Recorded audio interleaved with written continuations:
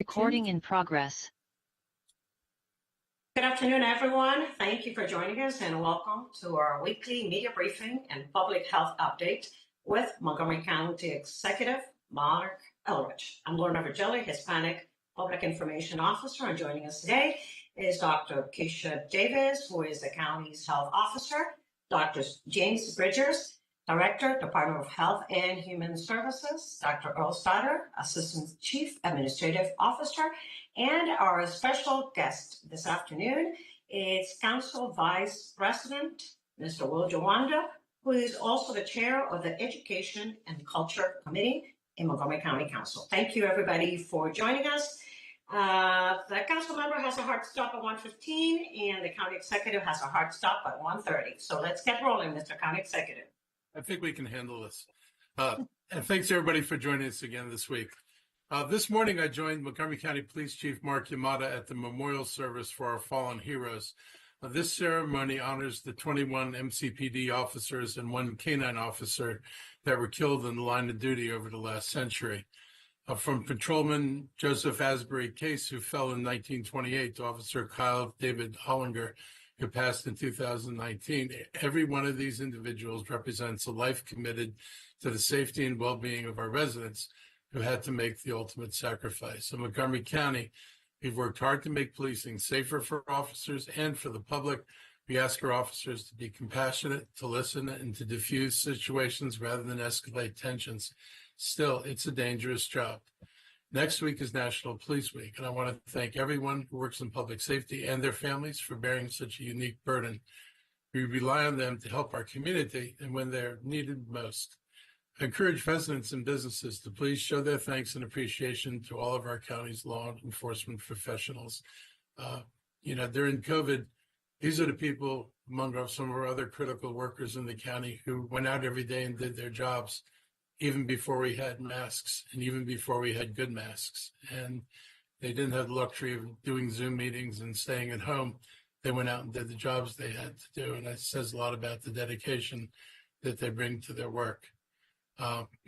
This week marks Teacher Appreciation Week, a time to recognize dedicated educators who are underpaid and under-resourced to support student success.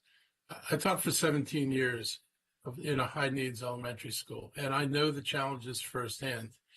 I know why I did it, despite the many challenges. It's amazing to be part of helping students grow and to gain confidence and to gain skills and to help set them on a path for a more successful life.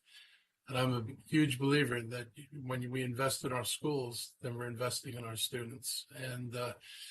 But the county is struggling. We had, during the recession, a major cutback in school spending because we literally at that time didn't have the money.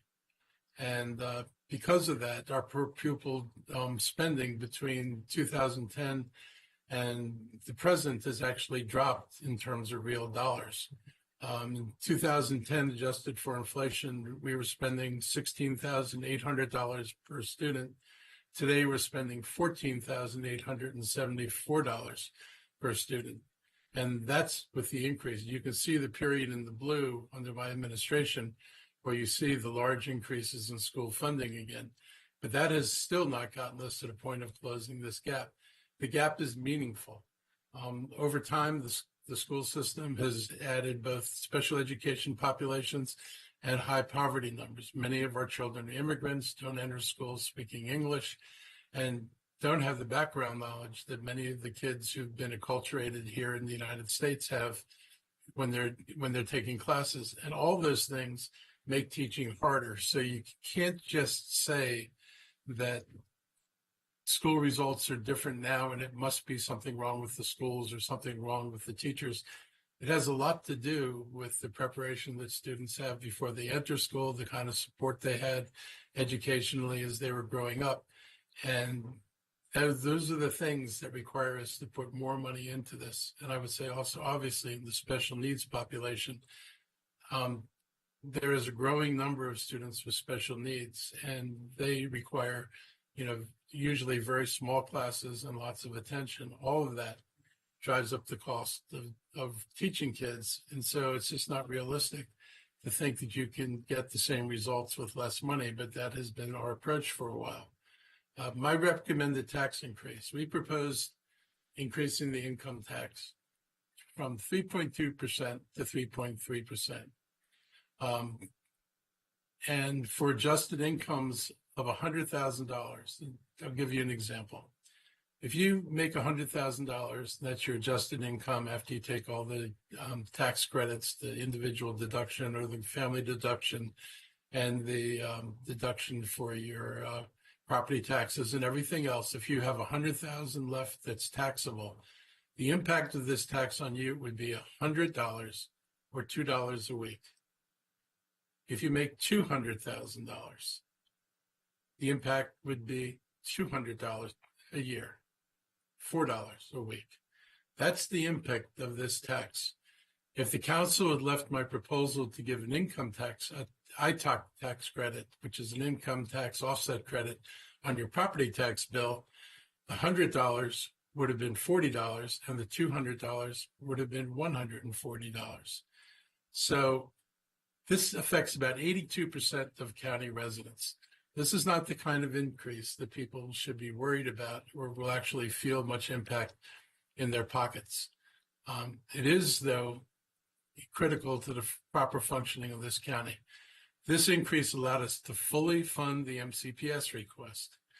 It allowed us to preserve vital county services. And in case anybody thinks that I wasn't willing to make cuts, I'll point out that I reduced the housing spending by $25 million and the investment in the Green Bank by $5 million. I did not want to do that, but there was no money for that.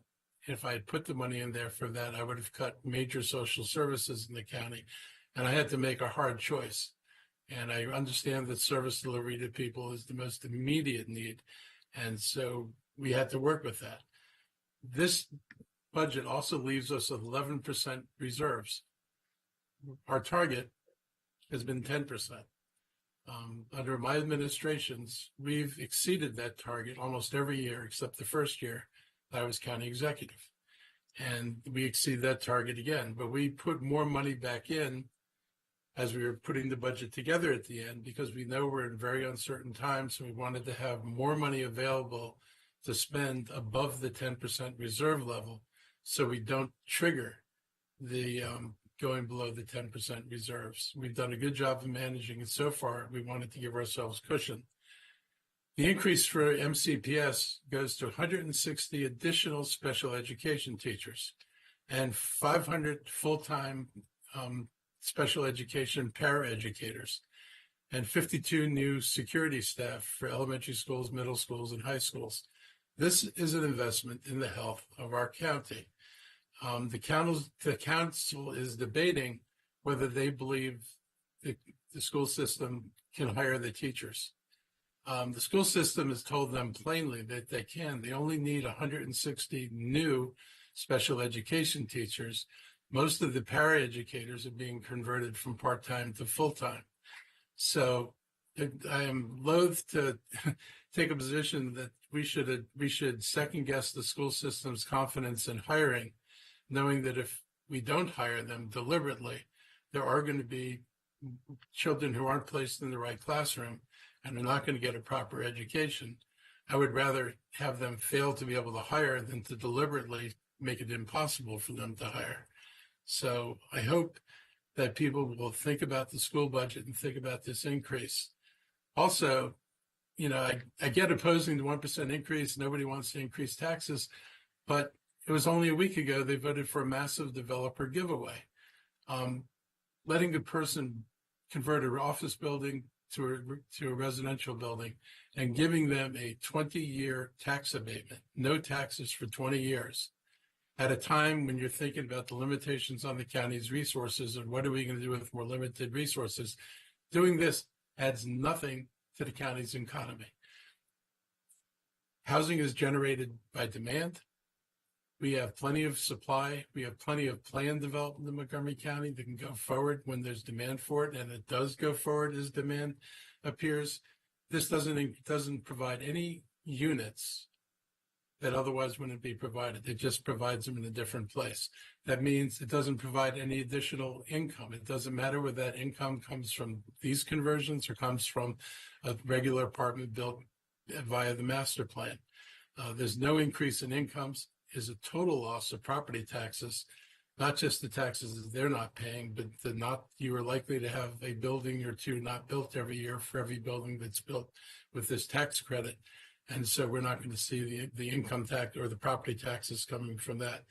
And of course, there's no infrastructure support. So this just makes the job of balancing budgets now in the future even harder. On top of that, the council voted while the budget was actually in process, to let developers who have projects delay payment of their impact taxes by a year. That means this year, Montgomery County will not be collecting the impact taxes it should collect, and that's another $5 million hit on the budget. So I appreciate the gnashing of teeth and, wringing of hands over the budget, but one shouldn't be giving away money to people who don't need it when we're struggling to provide services for our residents who do need the services. It's a contradiction of cutting education investment while you give millions away to wealthy developers. And that's not how we do economic development.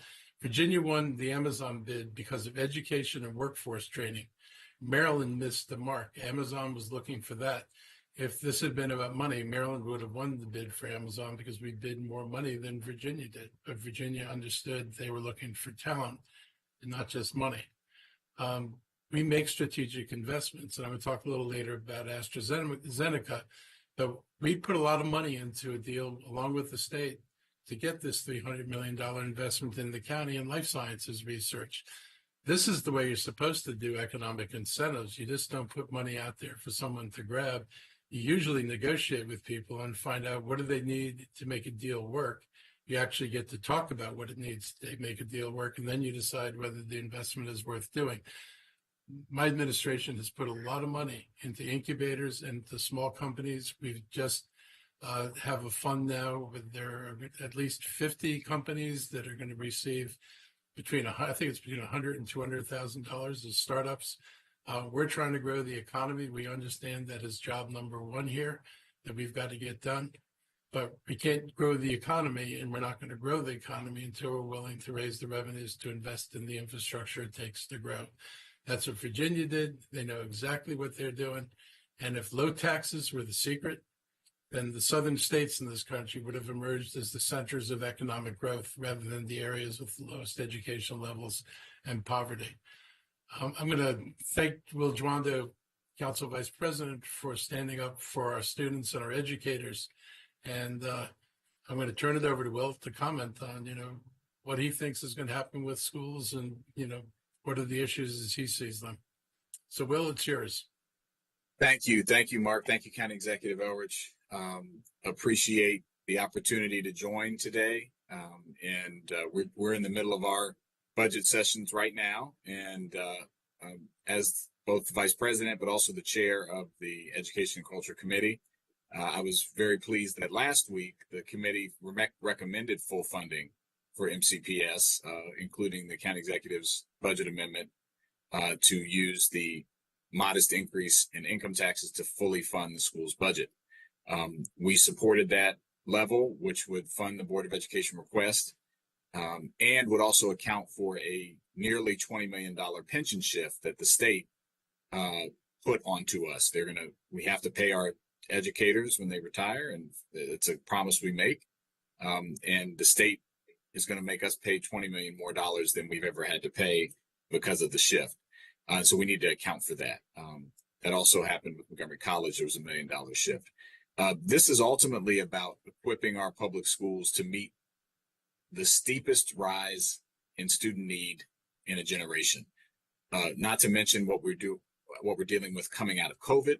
But even before that, as the county executive mentioned, we still haven't recovered from the per pupil funding and the cuts from the Great Recession. And at the same time, even though we have about 160,000 students, and that has remained relatively flat over the last few years, the numbers of students with needs has dramatically increased. And just to give you context, a 37% increase in emergent multilingual students. These are students who speak English as a second language. That's 3 times the rate of our overall enrollment. And again, all these kids can learn, every child can learn, but they need supports to do so. You have to be able to master the language to get the content, and that requires educators and extra support. Today, we now serve, of our 160,000 students, over 23,000 of them have a disability. And IEP referrals, which is the process by which you get identified with having a disability like autism or ADHD or something of that nature, those have surged 20% in just 2 years. So we're going to have more people adding to those roles. It's good that folks get identified. They are entitled under law, under IDEA, state, federal law, and local law that where they get the services that they're supposed to have. But again, requires resources. And I have a child that is on the autism spectrum in Montgomery County Public Schools. I will tell you firsthand, the teachers that are serving her and others are maxed. There's not enough. They need support. And so much of this education budget is going to help the vast majority of these 600 new positions, 300 of which, plus 360 of which are just conversions from part-time to full-time, are to help support special educators. Another number that I think people don't understand, just this year alone, this school year, 600 newly arrived refugee students have come into our school system. These are students, again, who come in from difficult situations that we have the moral and legal obligation to teach, and it requires resources to do that. And those, nearly half of our students are in poverty. Again, all kids can learn. I was a kid that grew up in Montgomery County schools and was in poverty for some of that time, but you have to give them the resources to do it. There have been some options that, well, these aren't cuts, they're reductions to proposed additions. No, these are necessities. These would be reductions to necessities. This is to get us to the level we heard from Dr. Taylor yesterday as we took up the MCPS budget. This is to get us to the staffing levels that we say we're already doing, not to exceed or improve, but just to get to the levels that we tell public and parents in the community that we're already doing. These special educators, the English language development teachers, school security officers, all things we hear about from the public who are concerned about their students getting what they need, being safe in school. This is us trying to catch up, the system trying to catch up to documented needs. These are not enhancements. These are not nice to haves, they're must do's. And if we don't fund the budget, which the only way we can do it is by passing this very modest $2 a week, if you make $100,000 a year, as the county executive said, $2 a week to make sure we have 600 more educators, to make sure that we have 52 more security guards, to make sure we have 37 more English language development teachers. I think these are very needed investments. And if we don't have them, we're not going to see the improvement that people want. We've taken big strides in the committee over the last several years as I've chaired it to get deep into the MCPS budget, to understand what they're spending their money on, to have transparency and accountability. But if you want to see scores go up, and they are starting to go up in English, and English scores are starting to go up, reading and writing scores are starting to go up, math is still a struggle, you need to have big gains in the special education population and the emergent multilingual population, as well as our low-income students. And that's where these resources are tied to. And if you can improve and give more resources and capacity to schools to address that, you're going to see scores rise. And that's what we all want, because we want our kids to be prepared to enter the workforce. And so this is not just a moral obligation. It's something that is a good economic development strategy. As was mentioned, when people look to locate a business or come here, they're looking for a highly educated workforce. We have that, but we need to continue to have that and make sure that future generations are also on track for that. And the other thing I would say is, we can't meet a 21st century school system's challenges. And we're the 14th largest school system in the country, 160,000 students. We transport 100,000 students a day. We feed. We're the largest food delivery system in the county, in that we feed all those kids as well. You can't do it with 20th century resources. And at the time when the federal government is already cutting back food assistance, they're going to pass a bill that cuts Medicaid, which our schools rely on for certain reimbursements.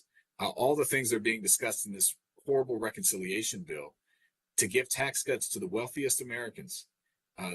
If you make over $1 million, your recent data showed in the bill that they have pending before them, which they're planning to pass by July 4th. In next tax year, you will get a $36,000 tax cut if you're a millionaire. Under this modest increase, you'd only pay $2,000 more if you're a millionaire for a year. Again, it's only $100 if you make $100,000.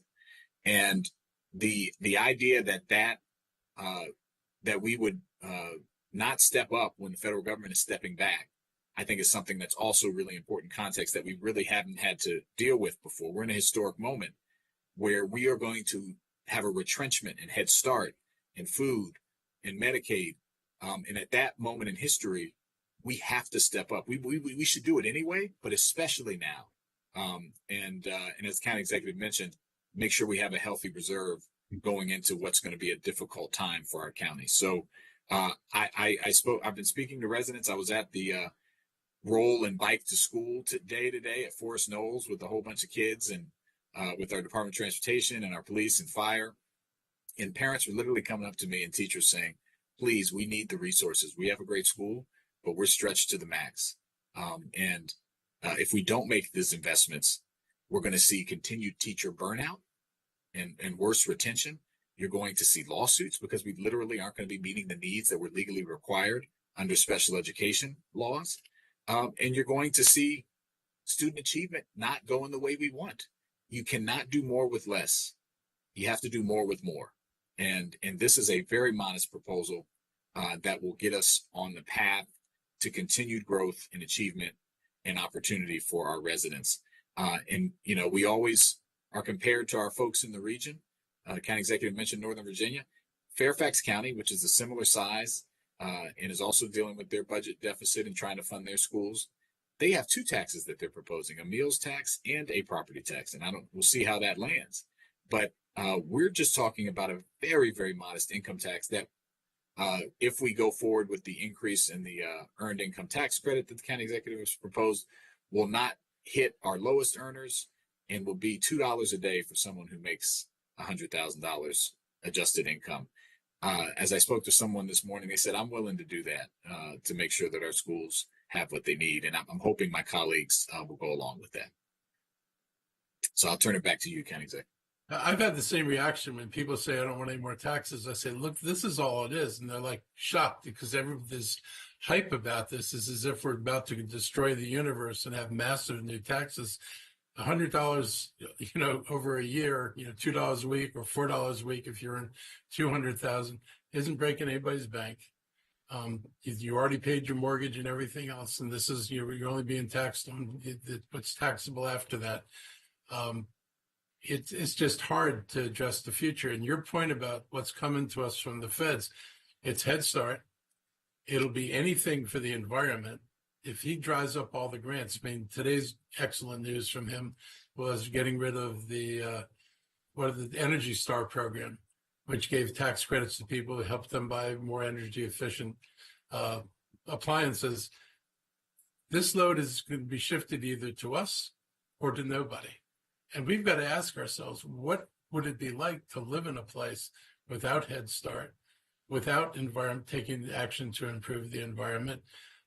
What do you do about shelters? I mean, if under his assumption, the piece of his executive order that accuses us of harboring people, if Montgomery County operates a homeless shelter and an undocumented person is in the shelter, I have committed, me personally, as county executive, have committed the crime of harboring this undocumented person.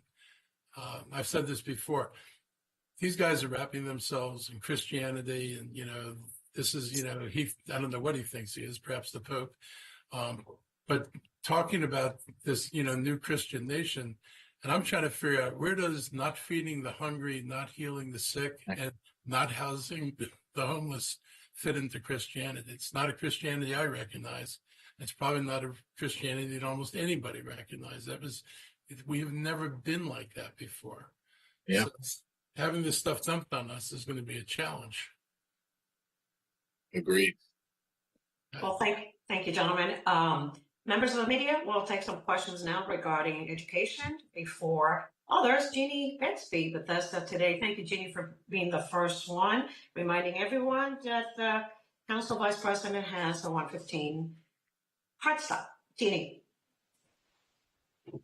Thank you, Lorna. Hi, both Will and Mark.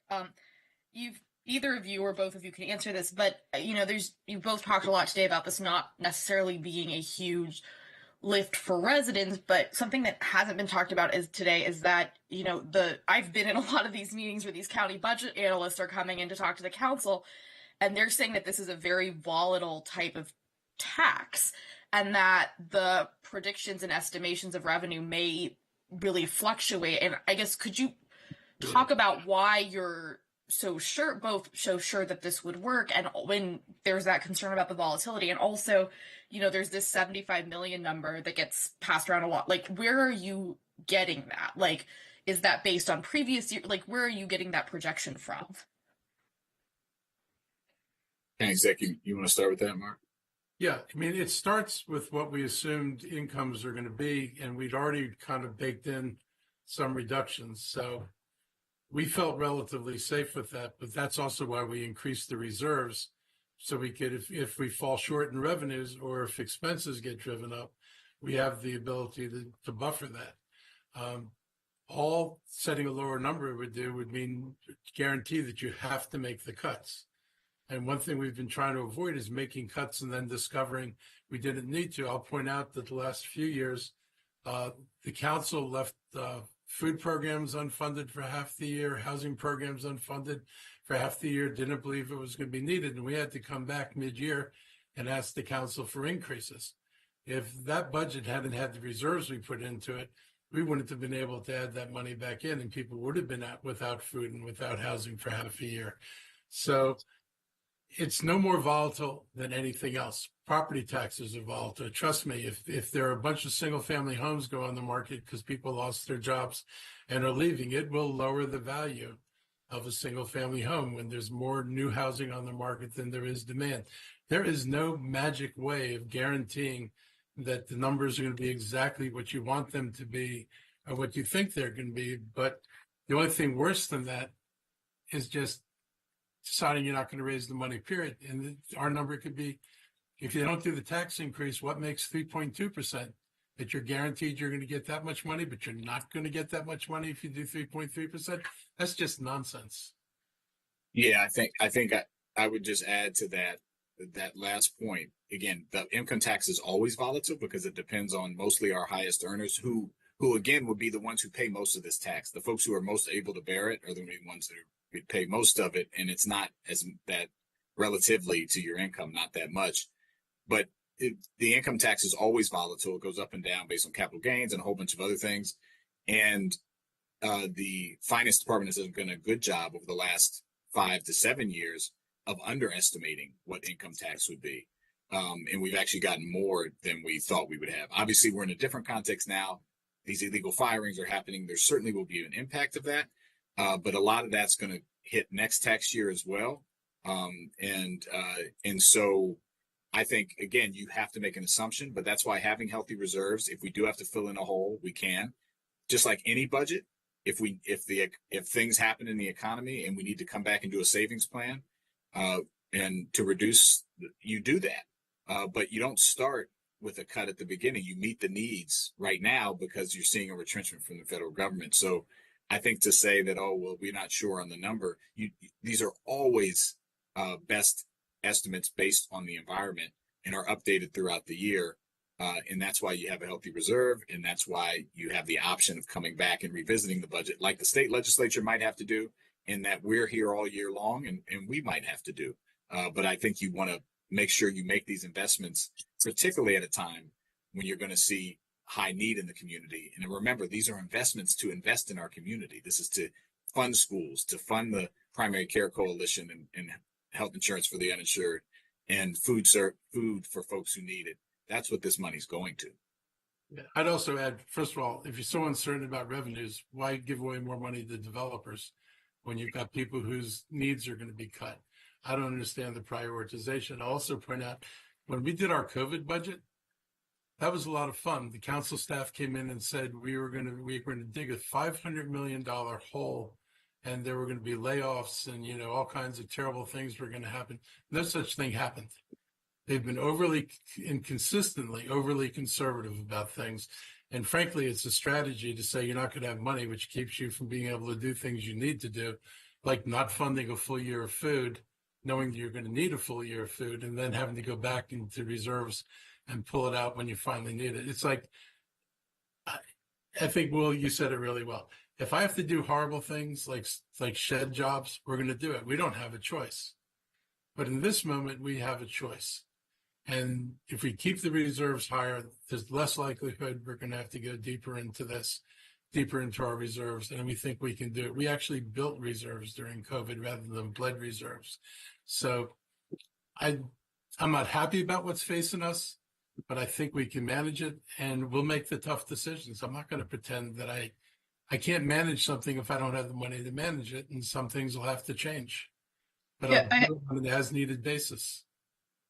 I appreciate that. But my question was also like, where are these projections coming from? Like, are these based on a specific point in time? Because obviously we're looking at, economic experts are predicting a recession with everything at the federal level. Like, where are we getting these projections? The original projections of what the counties and the state were going to get, all of this came out of the state originally. Mm-hmm. So as they make modifications and as we see changes in what we're getting, we will make changes.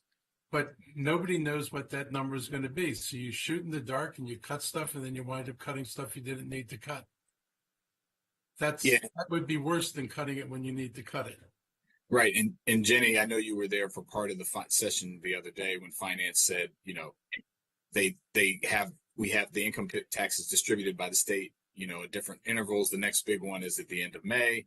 That'll give them a way to know. But the incomes, we get 60% of our income tax from withholdings, right, from people who have jobs. So we'll start to see if that goes down. You'll be able to monitor that. But I think you have to make an estimate, and those estimates that they've made throughout the recession and through now have been pretty good. And so I think you could talk more to the finance department or look back at that session about how they make those assumptions, but it is a valid way to make those assumptions. Another way to look at it is that on property taxes people are paying in July of this year are based on their property values, which we know have gone up. Income taxes that people are going to pay now are based on their income as of 12/31/2024.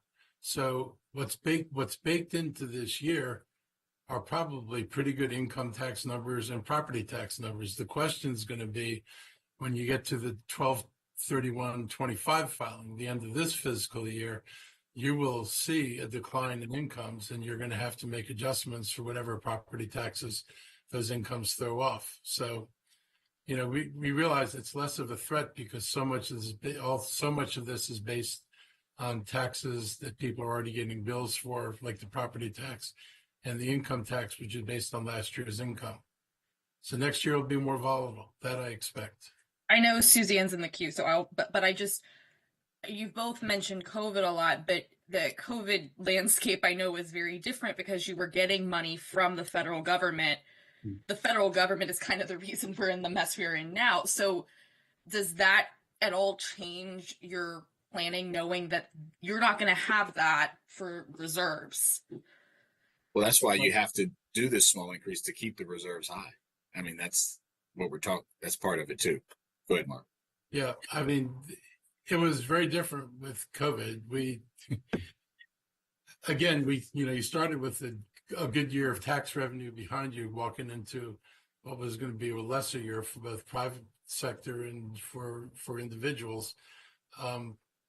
But we managed it, and we didn't get totally bailed out by the feds on everything. One thing we tried very carefully to do, we didn't exit COVID with a bunch of programs run on federal money, COVID money. We were very careful not to do that. Partly that's why we built reserves of 17% one year and 15% the other year. We've been anything but tax and spend. When we go over our budget, we do not find new projects to do. we try to make sure we conserve the money to help us build if we need to fill a gap in the following year. We're using money that we saved this year in excess of 10%. That enables us to go down to 11% and not have to cut things to get there. I think, we'll manage it the way we have to manage it. But nobody knows the right number. The council couldn't tell me, and their economic people couldn't tell me what the right tax revenue is going to be next year. Good luck with that. And I apologize. I have to go back down to council session. Suzanne, if it was for me, you can call me. But thank you for having me, County Executive. I appreciate it. Thank you. Thank you to Council Vice President Joanda for joining us. He did have to run.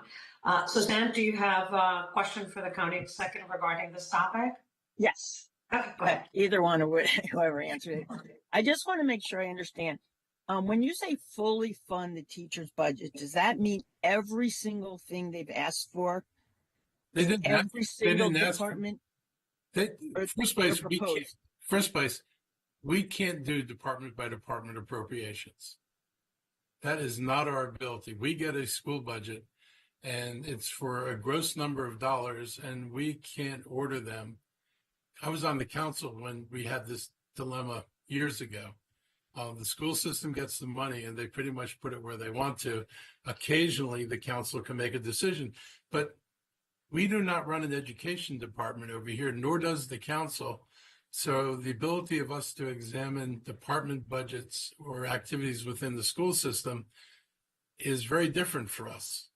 We don't have, and no jurisdictions, unless the school system's integrated into the county government, no jurisdictions have the oversight over the schools that the school board has over here. So we're in a very different situation with that. So when you, or when council or you say, we're going to take X number of dollars off, like Department of Rec or something like that, that's just you saying you decide how to do it, but you're not getting this much money? More or less, Okay. so what we're, if they take something off, I'm pretty sure what they're going to target is they're going to tell them to hire fewer teachers. Mhm. That's the biggest number and the most obvious thing. But again, I can tell you from my council experience, there was a year when we told the school board, we're giving you this much money and you have to do X, Y, and Z. They didn't do it. They put the money where they wanted to. They went out and scared parents about cuts to paraeducator salaries and time. And then they took the money and they put it someplace else and they still cut paraeducators hours. So, school system is not fully under control of the county government. It's not under control of any county government in the state. Okay, thank you. Thank you. Suzanne Pollack, Montgomery County Community Media. County Executive, other topics? Other topics. So I was following up on the idea of making investments in infrastructure. One of the best examples of how we can make this kind of investment is to create a modern bus rapid transit system that meets the needs of our residents today, and it positions us for the future. And when I first proposed BRT back in 2008, it was because I knew we couldn't keep growing as a county without rethinking how people move. I was very interested in this topic. I was serving on COG. The projections for congestion in the DC region were astronomical. And at COG, there was kind of a moment of cognizance that we were planning a future in which nobody was going to be able to go anywhere. And we just were merrily going along saying, we're going to do this and we're going to do that. Nobody had ever assessed the cost of infrastructure. Nobody had assessed, what it would take to deal with it.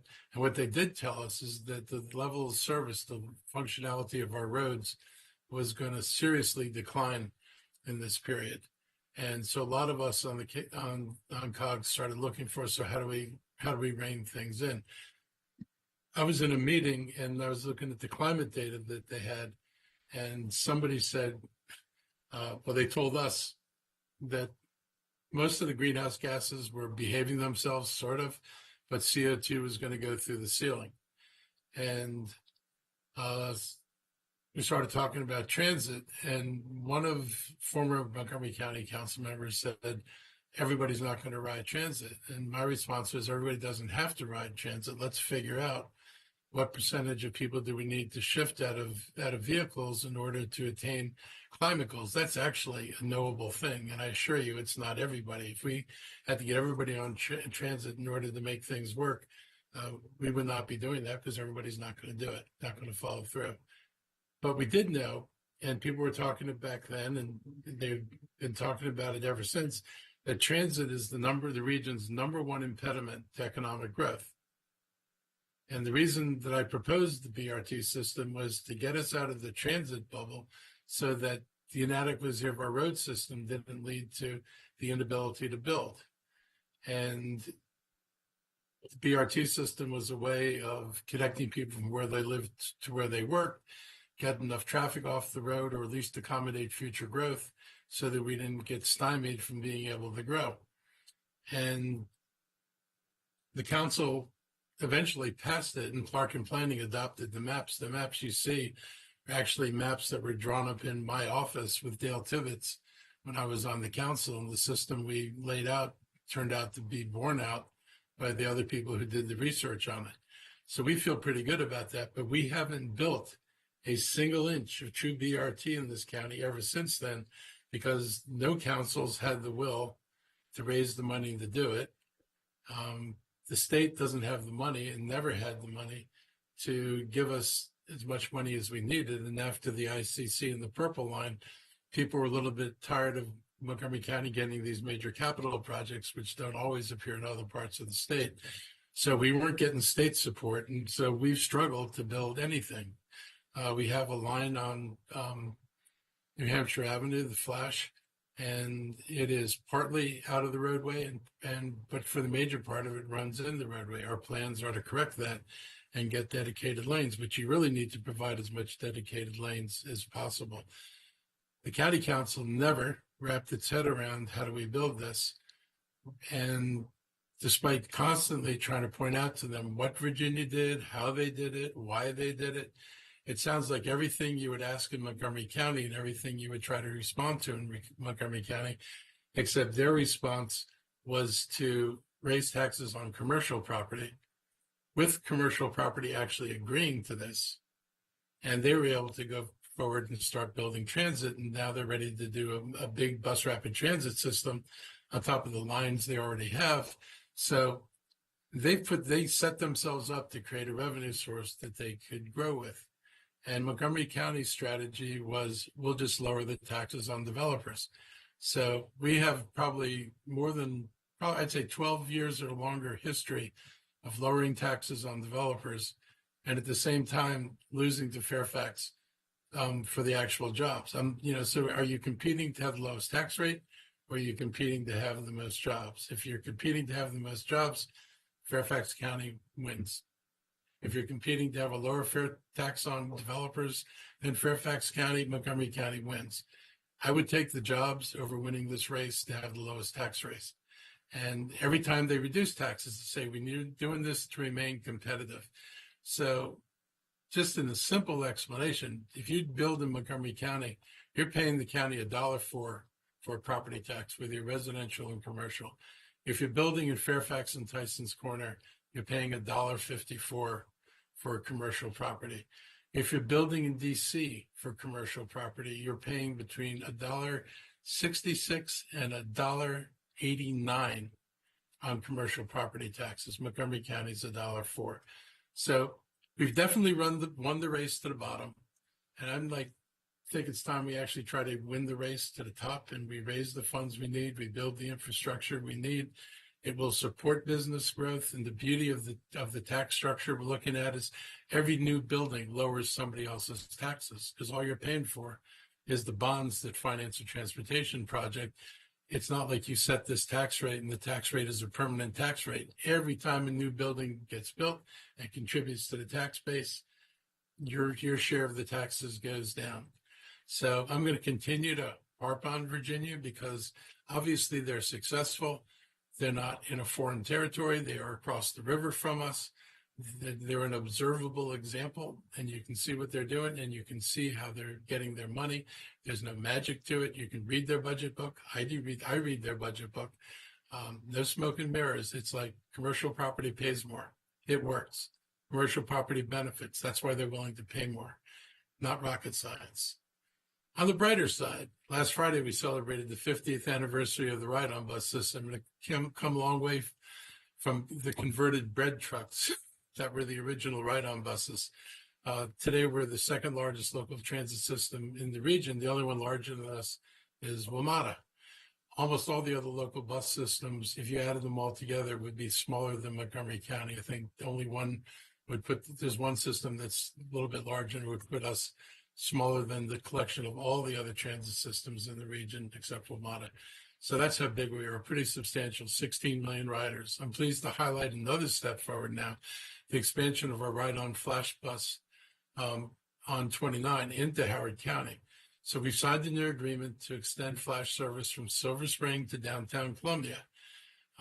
People have long complained about how heavy traffic was on 29, and we know that a lot of that comes down from Howard County. We've known that for a long time. This is the first major step to address that by providing a regular transit alternative and having Howard County part of this deal with 4 stops in it, starting in Columbia and coming down to Burtonsville, is going to help Howard County residents get to their jobs in Silver Spring, Bethesda, or DC, or wherever, help them get to those jobs without driving. And that's really important. So it's exciting first step. Howard County has other ideas for how they want to expand their bus rapid transit. And it's just nice to have this partnership. It's a big deal because it also connects riders to Metro, MARC, and even the Purple Line when that finishes. It also ties together 2 of Maryland's major job centers, 4 new stations. One of them is going to be at Johns Hopkins Applied Physics Lab. That's how many employees they have there, that it's worth their while to have a station there for their employees. And they're very excited about having a bus stop there because their employees have to endure some of these terrible commutes. The other good news is this is increasingly becoming doable. The cooperation sets a new tone for the work we're doing. It's good to be able to go to state with a bi-county project, not just Montgomery County on its own. We're moving slower than we should because we have not cracked the financing number. The need is urgent. We're planning 8 BRT corridors with more than 100 stops across the county. And the sooner we build them, the sooner we can get people to their jobs, to the schools and hospitals more easily and more affordably.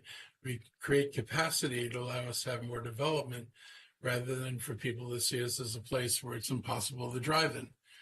Through the Ride On Reimagine study, we heard very clearly from residents they want buses to run more often, even if that means walking a little farther to the stop.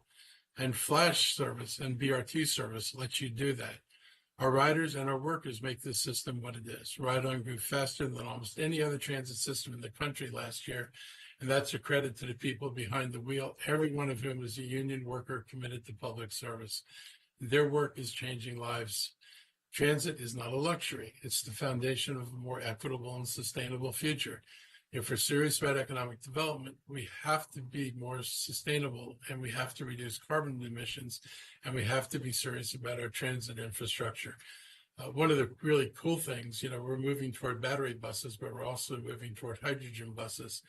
And Montgomery County is going to be a generator of hydrogen at 2 facilities in Montgomery County that are going to help us fuel the hydrogen buses. So that's something to be excited about. We're truly on the cutting edge of things with that. Other happy news. On Monday, I joined AstraZeneca to mark the opening of a new $300 million advanced manufacturing facility in Rockville. This facility is going to produce their CAR T cell therapies, cutting edge treatments that are transforming how we fight cancer. And these are therapies that can literally save lives. And we're now working to make this happen right here in Montgomery County. They're not the only people in the CAR T space, but this is a huge step forward. Having a manufacturing facility is a big deal because now you've gone beyond research to actual product. And what's interesting about it is the way it works is they're not producing a medicine. You're not going to get a medicine out of this factory that goes out to a patient. What they do is, and wherever you are in the country, you go to a clinic, and if you've got a cancer that they have the ability to treat, and the list will grow, they harvest some of your blood. Blood gets frozen and sent to AstraZeneca here. AstraZeneca then thaws it out and it extracts the T cells, which are the cells in your body that fight germs, fight cancer, fight things, foreign bodies that are alien to you that you need to get rid of. And they take the T cells out and they modify the T cells, put them back, and then send them back to the patient with modified T cells. And so you don't risk rejection.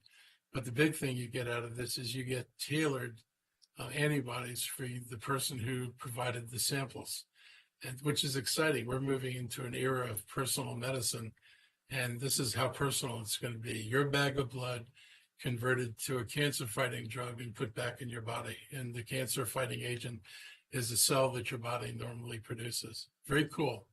I get excited about this stuff. It's a little bit geeky, but I hope you can appreciate just how amazing things are right now, despite all the craziness around us. There are amazing good things happening. These are when we supported AstraZeneca's expansion, we had $100,000 and we leveraged $500,000 from the state to make this happen. We make targeted investments that make sense. We support a project that's going to create more than 150 high-quality, high-paying jobs, and it builds on our effort to ensure our county remains one of the large bioscience, life science clusters in the country. We're number 3 now. We aim to grow. And that's a better use of taxpayer dollars than giving that money to a developer for tax abatements they don't need. After they announced their plans for this facility just over a year ago, AstraZeneca worked closely with our planning and permitting services and county staff to move this project forward quickly. And I appreciate the work of DPS to support this project. It's aggressive timeline, which means they'll be able to manufacture life-saving treatments for patients very soon.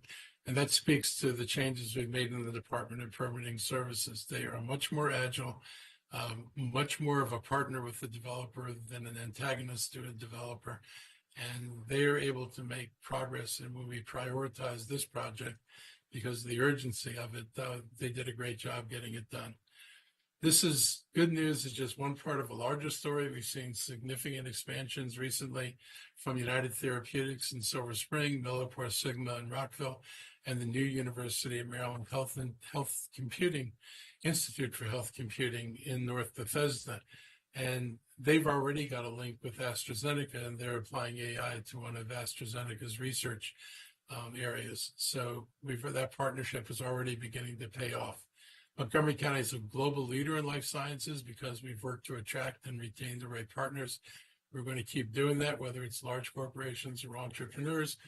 And we're working with homegrown companies, or those we can attract, not just from here, but from around the nation and the world. And the Koreans have a person here, and their goal is to set up, and I've mentioned this before, a launching pad for Korean businesses in the United States. So we're trying to grow our opportunities and diversify the area we work in. Next month, I'm going to be attending the annual bio conference that's taking place in Boston. I look forward to sharing these successes while meeting with other potential bio and life science companies to convince them of the opportunities to relocate or expand here in Montgomery County. The good news about Montgomery County competitively is rents are lower here than they are in San Francisco and Boston, and commercial property goes for less here than in San Francisco and Boston. So we're well positioned to attract these kind of businesses. I hope NIH at some point returns to its former self. That would be critical, but the hits on NIH are going to affect every life science center in the country. So we'll make do with what we can do, and we'll try to build a stronger platform going forward. But I'm excited about where we sit, and life sciences have been very good to us. May is a month of recognitions, apparently. So you got to honor May as recognition month. So I'm going to go through the various things we're recognizing. I'm going to start with Small Business Week. Well, we had some big economic wins lately, like AstraZeneca. Most businesses in Montgomery County are small. They're storefronts, restaurants, contractors, and entrepreneurs who make our neighborhoods vibrant. Tomorrow, I'm going to be visiting a few businesses in Silver Spring and Burtonsville, hear directly from the owners what's working and where we can do better. Many have gotten support from our Small Business Center, our regional service centers, or our permitting staff. And the new programs like the Founders Fund and Technology Innovation Fund are helping small businesses grow. This week is also Public Service Recognition Week, and I've spent most of my life in public service. I've never seen the kind of attacks we've seen now in our federal workforce. People who make America work, people who make sure that the programs that we all depend on, whether it's your taxes being collected, whether it's your Social Security checks going out, whether it's funding for Head Start or things that are important to our communities. Behind all that is our federal workforce, and people losing their jobs at NIH and HHS aren't the political operatives. They're the scientists, researchers, and professionals who are doing important work for the country. They deserve support, not the scapegoating that they're getting. And here in Montgomery County, I want to thank every county employee who continues to show up for this community, no matter the department or the role they play. Our public employees make this tick. And without them, and if we didn't have a dedicated staff of people who care about their jobs, we would not be where we are today. So I want to thank everybody. Another group being recognized this month is it's Nurses Week. And our county nurses aren't only in the hospitals, they work in our schools, our clinics, and our public health programs. Their work is essential to keep residents healthy, especially those who don't always have access to traditional care. We're a healthier county because of their efforts. And again, the nurses were among those groups of workers who went to their jobs, put themselves at risk. They actually had to get close to people with COVID. As many of us went to work and tried to avoid people with COVID, they had no choice but to work with people with COVID. And they went to work and they did their jobs, and we have a lot to thank them for. And I think hopefully all of us will always remember what they did at that time. May is also Asian American Pacific Islander Heritage Month. And over the weekend, I joined our 4th annual County AAPI celebration hosted by the Asian American Health Initiative, and it brought together dozens of community organizations to share resources and celebrate the rich diversity of the cultures within the AAPI community. And as we reflect on the contributions, we also have to acknowledge the real concerns that still exist, especially about hate and bias. With Trump back in office and his xenophobic behavior, this is not lost on the Chinese community. Many of them wonder, are they going to be safe here with the president acting as he is? And his messages on tariffs and trade war with very anti-Chinese, anti-Vietnamese, anti-Asian language, these communities hear it, and they feel it, and they're concerned about once again being scapegoated by this deplorable individual. Last December, we launched a streamlined way to report hate and bias incidents online. It's one of our broader efforts to ensure everyone in Montgomery County feels safe, and that includes all the diverse religions and ethnicities within our Asian Pacific Islander communities. May also brings Older Americans Month and Building Safety Month, which highlights the roles that county government plays in people's lives. As an older American myself, much as I hate to admit it, I'm glad that we recognize Older Americans Month in Montgomery County. Aging with dignity is a priority of this county government, and why we have been recognized as an AARP age-friendly community. We're only one of 6 jurisdictions in the state, and by far the largest to earn that designation. And that's because we take this aging seriously, from transportation to housing to nutrition to social connection.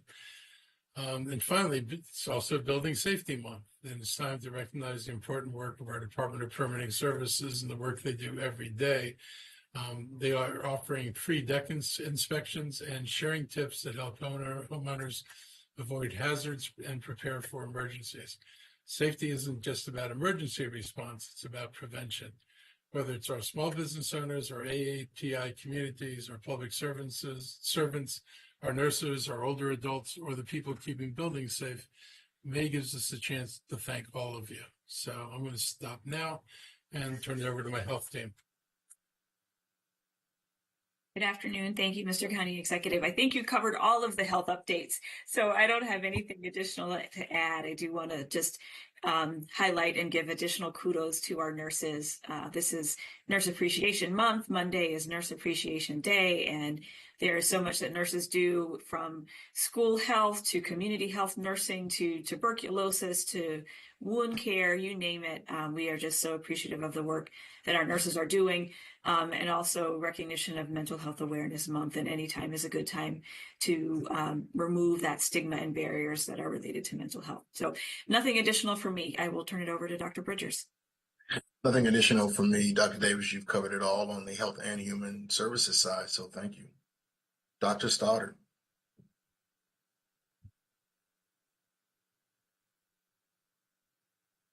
I actually have no additional comments today either, so we can go ahead and go to questions. All righty. Thank you, everybody. Members of the media, do you have any questions, additional questions for the county executive and or the rest of the county officials? Please raise your hands.